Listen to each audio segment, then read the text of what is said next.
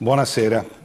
Dopo le grandiose e pacifiche manifestazioni che si sono svolte e si stanno ancora svolgendo in tutto il Paese dagli studenti di ogni ordine e grado contro appunto la famigerata legge Gelmini, Berlusconi ha avuto la sfrontatezza di dire: spiace vedere tanti ragazzi ingannati e presi in giro dalla sinistra.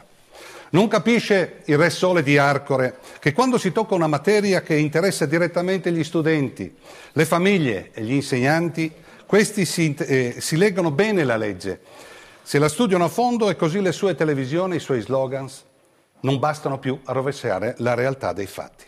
I Berlusconi nei loro interventi parlano di riforma scolastica, snocciano il solito elenco del voto in condotta, del grembiule, del voto numerico, insomma dettagli più di colore che di sostanza, sui quali si può anche discutere.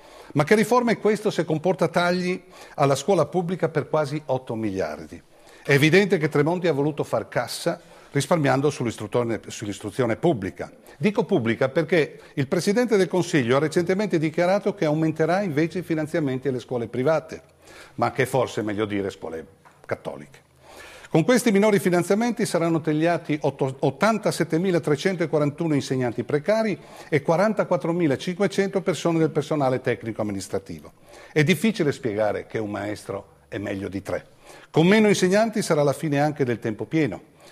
Per quanto si ostinino a dirci che verrà mantenuto, nel collegato alla finanziaria di Tremonti è previsto un tetto di 24 ore settimanali, quindi niente tempo pieno, ma anche niente inglese, visto che il maestro unico questa materia sarà la prima a saltare.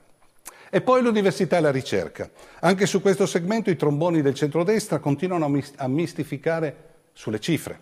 Innanzitutto, se contesti la Gelmini, ti accusano di essere a favore dei baroni e quindi dei nepotismi, del clientelismo, che uccidono la meritocrazia nell'università e nella ricerca, quando invece la verità è un'altra. I tagli mirano ad eliminare i giovani precari, ossia quelli che la ricerca la fanno davvero, mantenendo i baroni universitari fino alla pensione, con la regola di un'assunzione ogni 5 pensionamenti. Poi i maggiordomi berlusconiani insistono e fanno pugni con i numeri, dicendo che non è vero che saranno diminuiti i finanziamenti ordinari all'università. Anche questo è falso, carta canta. Dal 2009 al 2013 i finanziamenti diminuiranno di 1.441.500.000 euro. Il rettore del Politecnico di Milano, Giulio Baglio, che non è notoriamente un rivoluzionario, ha detto che ridurre il finanziamento pubblico alle università significa far morire i nostri atenei.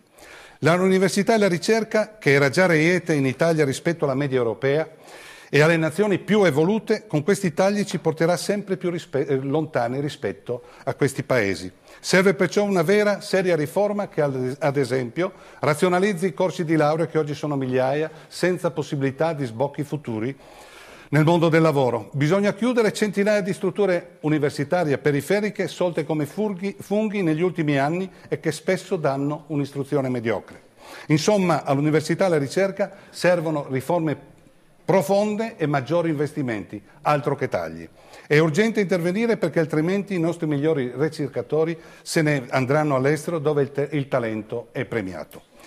E che cos'è una società che fa a meno dei suoi giovani migliori? E poi mi chiedo e vi chiedo, un Presidente del Consiglio miliardario che è attento ai suoi conti personali, che ha mandato i propri figli nelle scuole costose, private, steineriane, è davvero la persona più indicata per rifermare il nostro disastrato sistema scolastico pubblico? E la Lega, che chiede classi differenziate per i bambini stranieri che non conoscono la nostra lingua, sarà in grado di preparare il Paese ad un futuro multiculturale? Pensiamo all'America, che ha voluto e votato un presidente meticcio. Diceva un grande statista: un paese può essere ricco e stupido per una generazione, poi se non studia rimarrà stupido ma non riuscirà a restare ricco.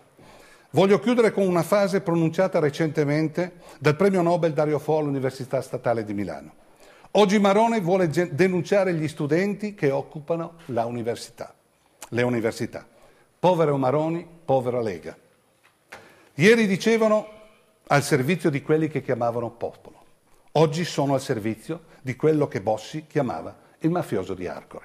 È buio nel nostro paese, è calata la notte sulla nostra Repubblica. Arrivederci a mercoledì prossimo.